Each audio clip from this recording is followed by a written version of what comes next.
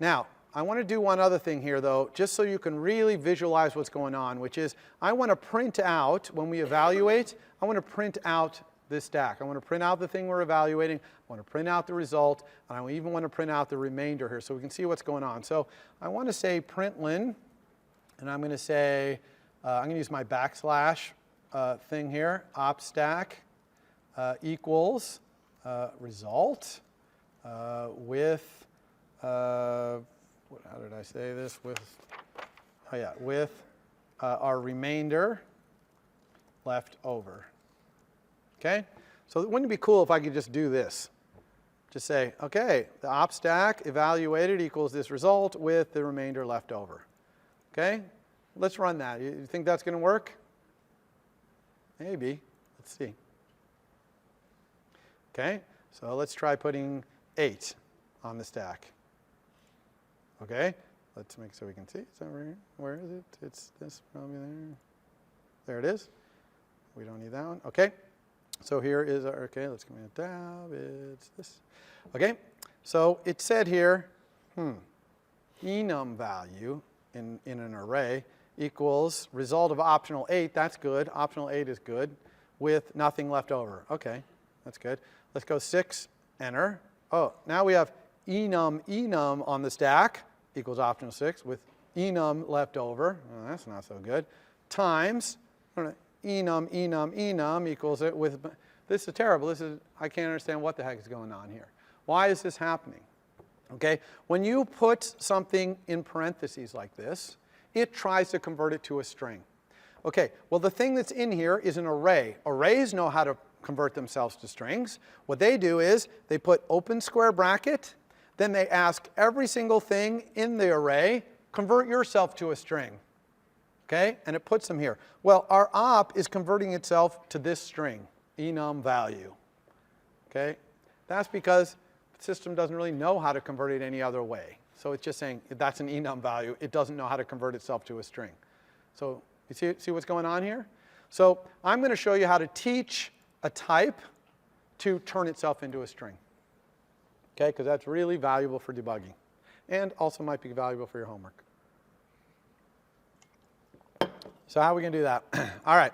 The way you do that is you have to add a computed property to your type. And enums, just like structs and classes, can have properties. Okay? Only computed properties in enums, structs and classes can have properties that are values, like this over here, right? But they can only be computed. You remember a computed property looks like this, var, the name of it. It has to be called description, because it's going to be a string description of it. The type has to be string.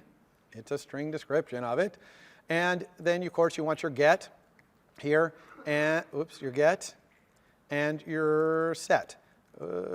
Set. But it has to not only be a computer property, this description thing, to make this work, it wants to be a read-only one. So we're not going to put the set. So there'll be no set, just a get. So this get just has to return this op as a string. So it has to somehow turn it into a string. Well, how would we turn our op into a string? Well, for the operations, we're just going to return the symbol. Okay? If this is a plus operation, turning into a string is I'm just going to return a plus. Because that pretty well describes a plus operation, a plus. For the operand, I'm going to have to turn this double into a string and return that. Okay, so how am I going to do that? I'm going to do that using switch. I need to switch on myself.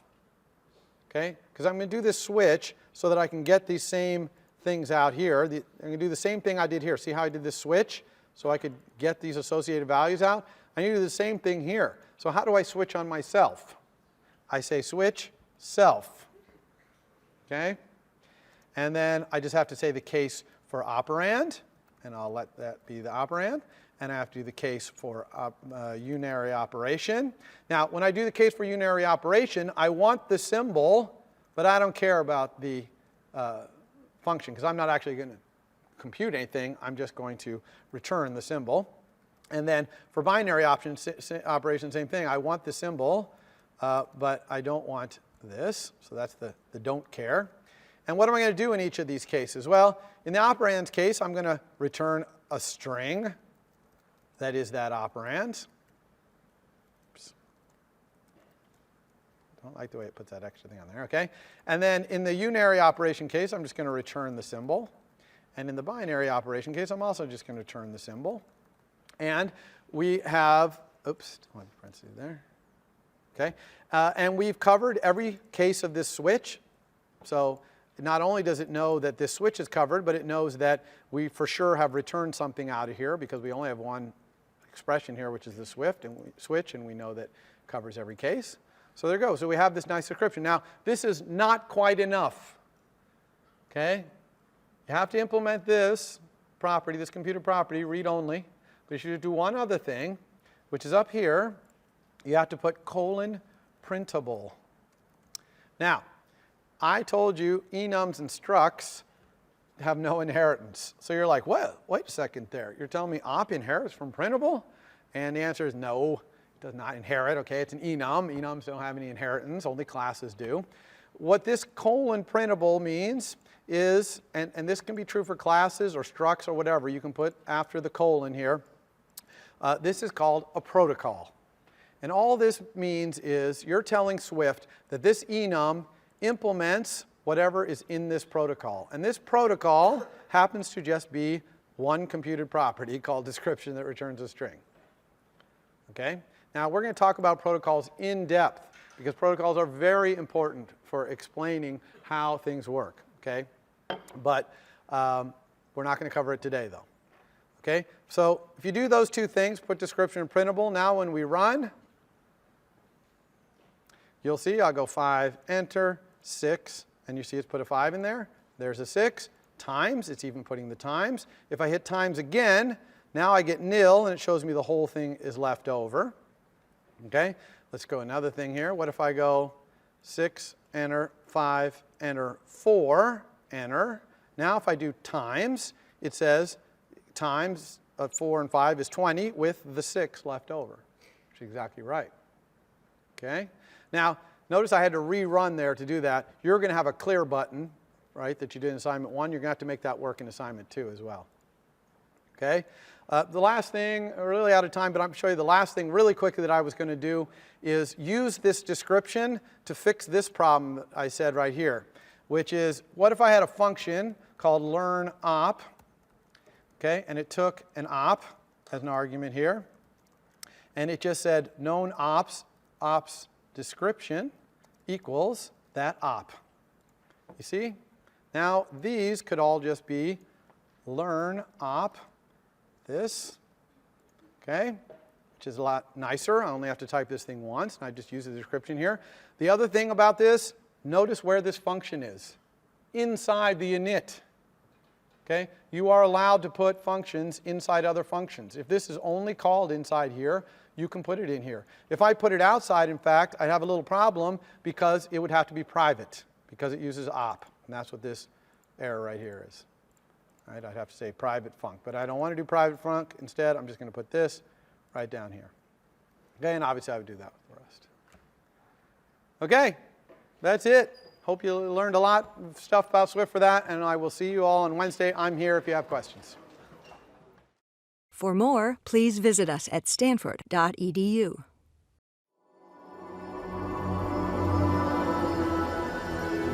Stanford University.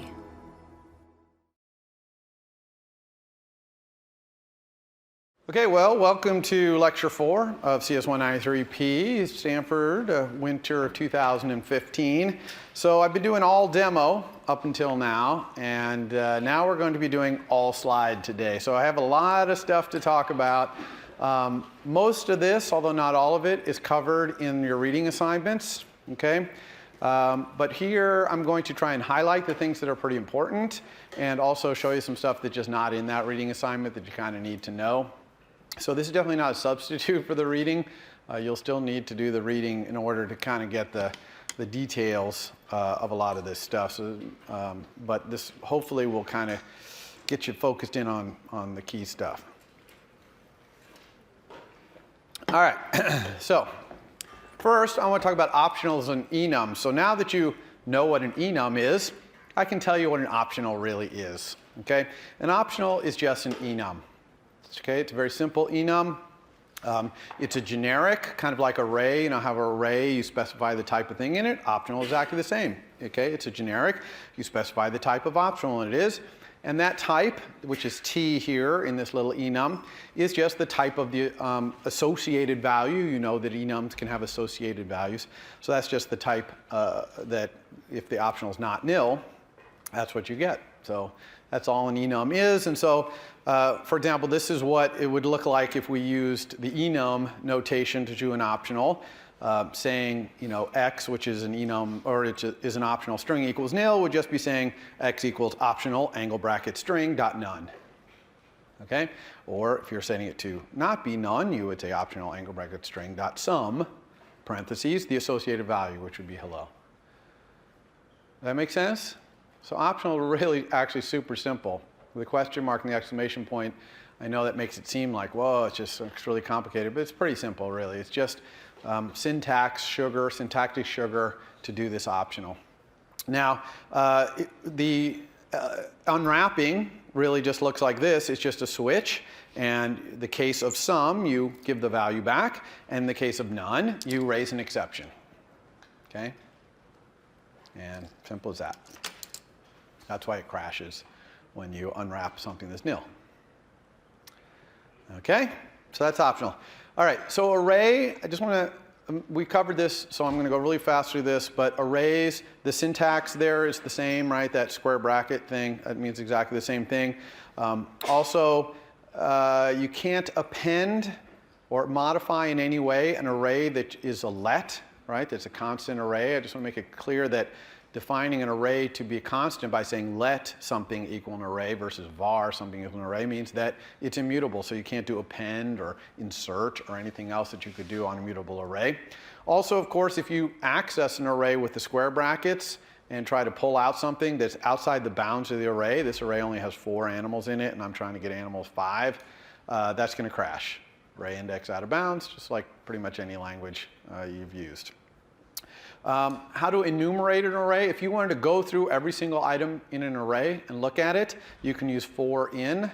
Okay, so you just say for some variable you want in your array, and then inside there, that'll be your value. Okay, pretty obvious. I put this here mostly to compare it to the next slide, which is dictionary. So dictionary, again, that square bracket thing is an alternate for the exact same thing. So if I had a nice dictionary here, I can create a dictionary using this square bracket notation, which is just square bracket, key colon value, comma, key colon value. Okay, you know that. And you also know that if I access a dictionary with the square brackets, it returns an optional. And that's because, for example, here, I'm looking up Pac-10 team Ohio State. Obviously, that is not a Pac-10 team, so it's not in the dictionary, so it's going to return nil. Okay, so that's why when you access a dictionary, it comes back, it's an optional. To enumerate a dictionary, you use a tuple. Okay, so you say for the tuple, key comma value, in the dictionary, and then inside there, key and value will both be set. Okay, so that's really easy way to enumerate dictionaries. Make sense? All right, I'm going to teach you about a new struct that you haven't seen called range. A range is just 2 points of a sensible type. So a starting point and an ending point. It's exactly what you would think a range would be. Now I say sensible type here because, you know, the sensible type depends on what you're talking about. For an array, the sensible type is an int, but for other things like a string, it's not. And we're going to talk about that in a minute. Range is also a generic, just like array or like that optional enum. And so it takes the type of thing. So the range, again, to specify a range in an array would be range angle bracket int, because ints are how you index an array. So if you were going to specify a range in an array, they would be ints, okay? And it's approximately what I put here. It's not exactly this, but as far as given what you know so far, this is the best I can describe it to you. It's just a struct that has a start index and an end index. And it is a struct. You can go and get those values and set those values out of there. So array's range would be array of int, range of int. String, you would think that a string would also be subranges of strings would also be specified by an int, but it's not. There's a special type called string.index, which is an index into a string. I'm going to talk all about that in a later slide. Okay? So ranges, just like arrays and dictionaries, we don't usually say range angle bracket int equals something. We use this special syntax, and the special syntax is this 3 dots or 2 dots and a less than sign. Okay, so the 3 dots means a range from the first thing on the left of the dots to the other thing on the right of the dots. That's the start index and the end index, and it includes them both. Includes both the start and end. Whereas the other one, 2 dot dot less than, means it includes the first one, but it does not include the second one. So it's an open-ended range. Okay? Because both of those kind of ranges are common. So that's how we specify a range. 99% of the time we don't use the range struct to do it, although you could create a range struct and you could pass it as an argument to anything that takes these dot dot dots. You could put an actual range in there as well. Okay, they're the same thing. It's just the dot dot dots are syntax to create that range for you. Okay, and the things on the either side of the dot dot dot, it depends on what kind of range you're kind of creating. If you're creating an int range, a range of angle bracket int, then they'd be ints. Okay, but if you're doing a string, they have to be string.indexes. And that's a little harder to create because a string.index can't be created from a numeric literal. You have to create it programmatically. So we'll talk about that in about 10 slides or so.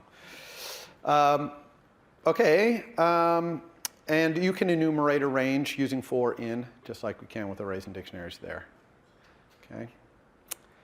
All right, other classes besides arrays, dictionaries, range. NSObject. So NSObject was the base class for all Objective-C classes. In Swift, we don't really have a base class for all Swift classes. However, there are some kind of advanced features in iOS that require even your Swift class to inherit from NSObject. I can't really talk about them because there's other things you need to know for me to even explain them to you, but down the road that will happen. It really doesn't hurt to make your Swift class be a subclass of NSObject, so we could have made calculator brain be a subclass of NSObject. It wouldn't have hurt, and in the future, once we learn these advanced things, it'd be nice to be able to do those advanced features with calculator brain. So it's kind of one, you can feel free. I'm not sure what to say the best practice here is to always have your Swift classes inherit from NSObject. All the classes in iOS, like UI View Controller and all those, they all inherit from NSObject eventually. It's the superclass of all of them. There's not really much in NSObject anymore that matters. But like I say, there's these advanced features. But then there's NSNumber. You've actually briefly seen NSNumber. NSNumber is just a generic number holding class. It just holds a number. That's all it does. And it has a ton of methods on it. I'm not going to go through them here. You can look in the documentation. But the methods are things like double value, int value, which is give me your value of yourself as an int, as a double, etc.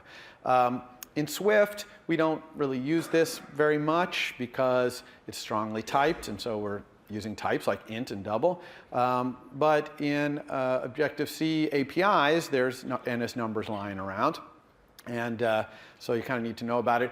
I'm going to talk a little bit later about the fact that all those Swift types are kind of magically bridged to NSNumber, okay, those ints and doubles. So you really don't even have to worry about NSNumber.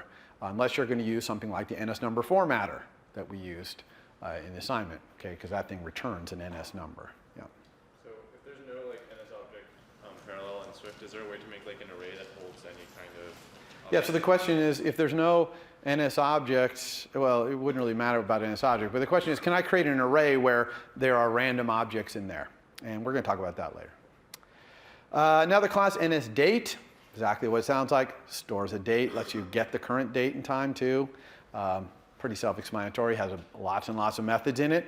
And it has even more and more methods because there's those 3 other classes mentioned here, calendar, date formatter, and date components.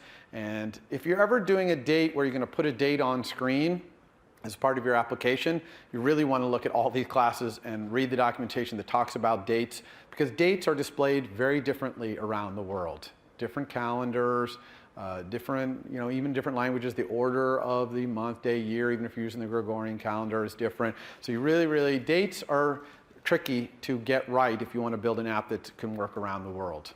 Okay, so I'm just kind of warning you, if you're going to build an app like that someday, you want to really understand date and all its friends here. There's NSData, super easy class. It's just a bag of bits, okay?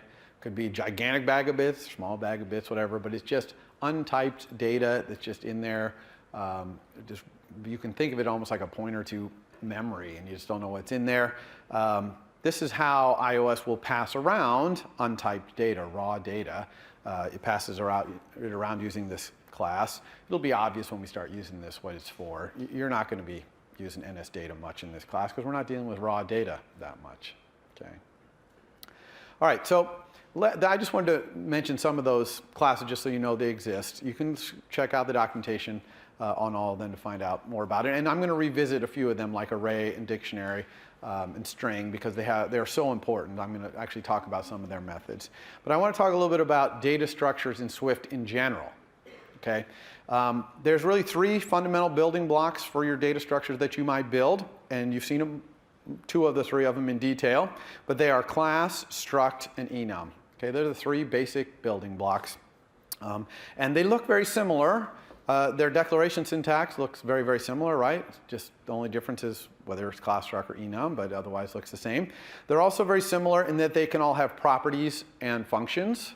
Okay, all three of them. Now enums, their properties can't store any values. You store the values in an enum in that associated information, but they can have computed properties. Okay, and all three of them can have functions. Right? Okay, so it's important to understand. So they're very, very similar in that way. They're also similar, at least structs and classes, in that they can have initializers. And we're going to talk about initializers in detail in a few slides. Okay, so they're similar in a lot of ways, but there's a couple ways in which they're very different. All right, classes are the only ones where you have inheritance. Okay, and it's pretty obvious. That's kind of the main definer of what a class is. It has inheritance. And then introspection and casting, which I'm also going to talk about a little later, those are only for classes. So none of this casting thing I'm going to talk about can you do for structs. And the most important difference to understand, and we really went over this in the demo, is this value type versus reference type. Structs and enums are passed around and stored in variables, copied, okay? And classes are reference types. In other words, we pass around pointers to them. They live in the heap. And remember that classes, their memory in the heap is managed for us. Okay, so there's nothing, we don't have to do anything, alloc and free them.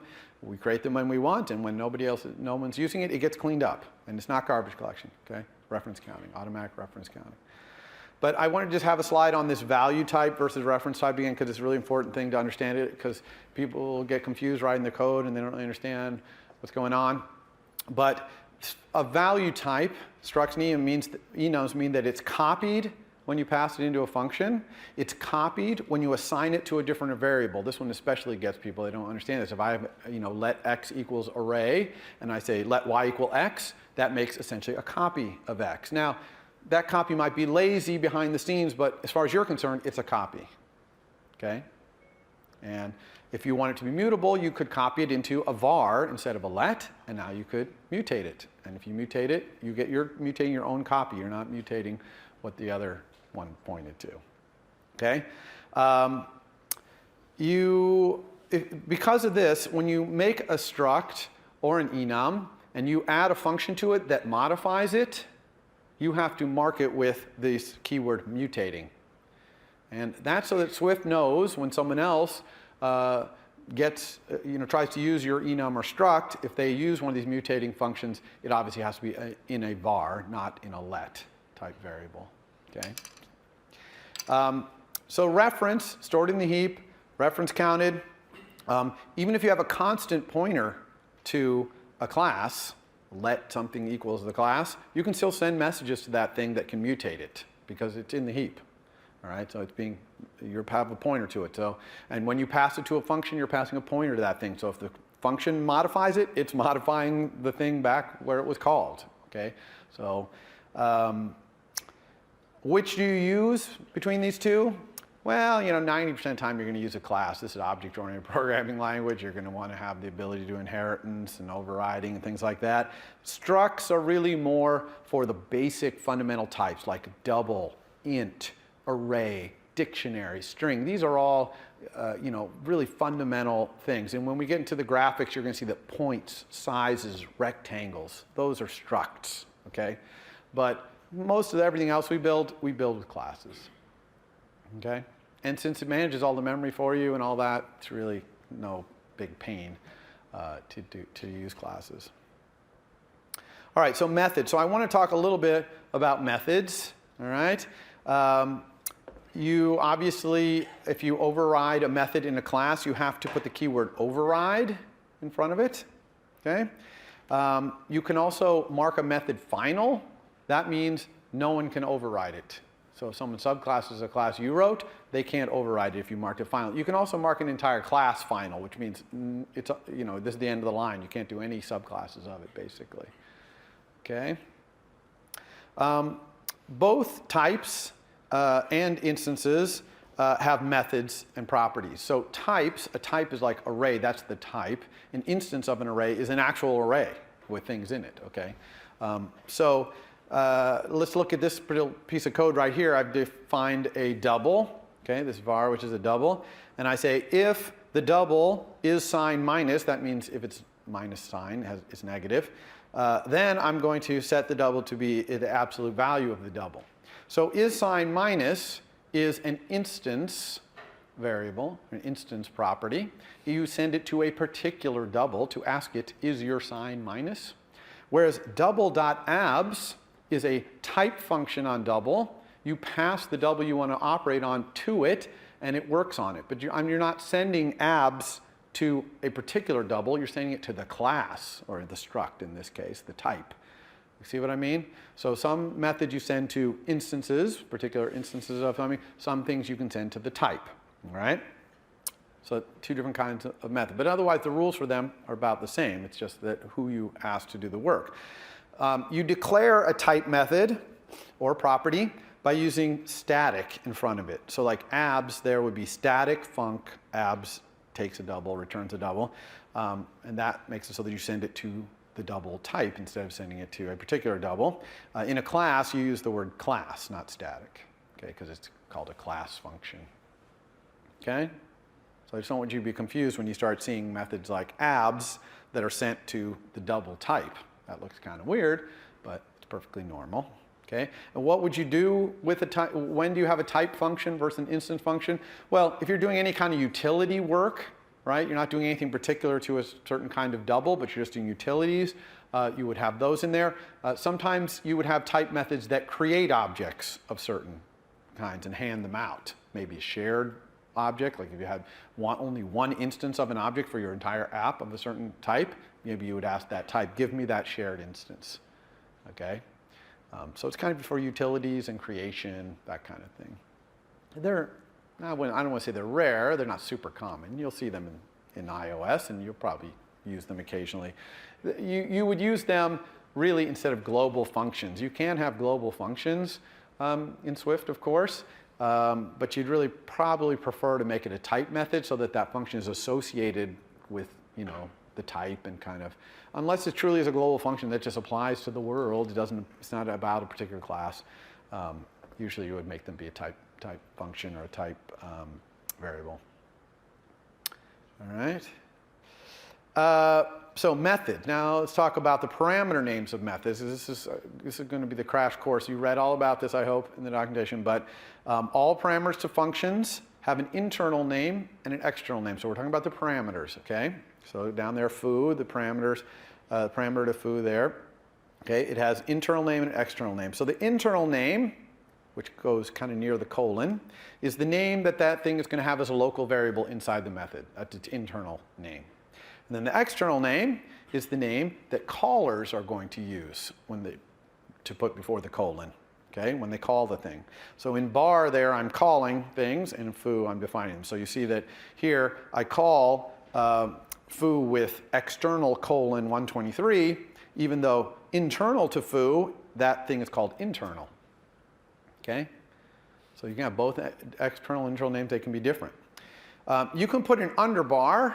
Remember, underbar is kind of the don't care thing in Swift. You can put an underbar if you don't want callers to use an external name. So now look at bar. It calls foo. It doesn't even put internal colon or external colon. It just puts the argument there. Okay? So the underbar says, I don't want to have an external name for this. Okay? Now that is the default for the first argument to a function. So foo only has one argument, so its first argument, its only argument. You can see that when you call it from bar, you don't say internal colon. That's because that underbar thing is the default. Now, if you don't want that to be the default, you can force the first one to be required by putting a pound sign there, a little hashtag. Okay? And that makes it so you have to say internal colon. Okay? For other parameters, not the first parameter, but other parameters, the name, the internal or an external name, is mandatory. Okay? Unless you put the, and you can change the name. It can be, you can have the external name be different for any parameter, not just the first one. And you can put the underbar in there and make it so even the second one has no parameter name. This would be incredibly un-Swift-like to do this, to have a function like this that takes two arguments and the second one doesn't really have a name. Because in Swift, you can kind of think of the name of the method as describing what the first argument is. The first argument to your method should always be kind of obvious based on the name of the method, because the method does something, it operates on something or whatever. That should be the first argument. That's why it usually doesn't need a first parameter name. And then all the other arguments, you want to give them names so people understand what they are, okay, what they're about. And in other language, a lot of times you'll have a really long method that says, you know, do this and that with this other thing and that. And then in parentheses, you have 4 arguments, and people have to kind of match up what's what. Here, the name of the method really is kind of distributed out amongst its arguments, so it's really a lot easier to read and a lot easier to understand what the heck is going on. So I don't recommend it. I don't recommend putting the underbar in parameters. There are some exceptions, but I generally don't recommend that. Okay. All right. Properties. Let's talk a little bit about properties. So property observers are very important, and we're going to use them a lot. They are very simple. You have a property, like here I have some stored property. It's an int equals 42.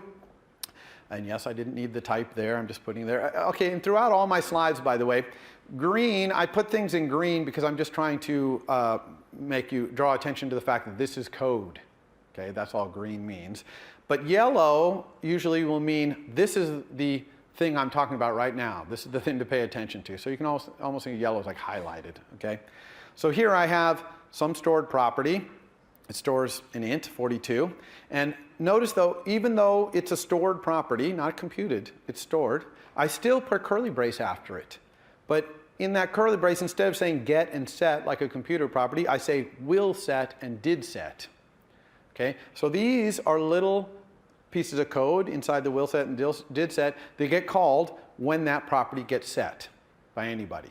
So it's called a property observer because I'm observing, with this code, I'm observing this thing is being set. And the will set is called right before the property's value gets set, and the did set right after. And inside the will set, you've got this special variable called new value, which is going to be the new value that's going to be set. And then inside did set, you've got this special thing called old value, which is the old value. Okay? Now, you use this in really kind of these two cases. One is you have a stored property in yourself, in your class, and whenever someone sets it, you want to kind of notice and do something. Okay? And the other one is you inherit some property, and you don't necessarily do anything with that property directly, but you want to know when that gets changed by anybody. Okay? So you can even do will set and did set on properties you inherit from someone.